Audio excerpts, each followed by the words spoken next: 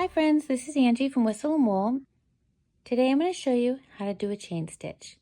This is an instruction you'll see most of my patterns begin with. It'll either have a CH or even in the middle of a pattern, if you see the word chain completely spelled out, this is what it is. This is what we're talking about. So here we go. Let's get started on the chain stitch. Okay, so to start out, we're going to start with a slip knot. Hold the yarn between two fingers, I wrap it around two fingers, and then I just pull that yarn through. And from there, depending on which tail that you pull, you'll adjust the tension that we have on the knot and the amount of yarn that's now on the hook. So this is your free end. You're not going to use this one. You're going to use the yarn that is connected to your skein. So from there, we're going to begin our chains. So that did not count. That's just the slip knot. That is where we begin. So let's say that the pattern says chain 10.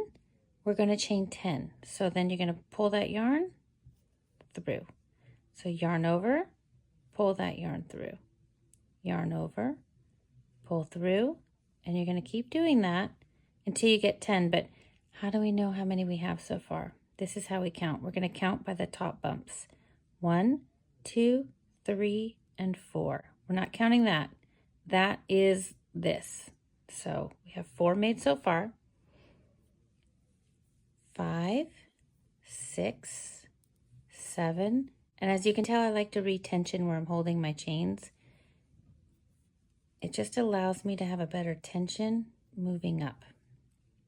So 1, 2, 3, 4, 5, 6, 7, 8, 9. And if the pattern said chain 10, there we go.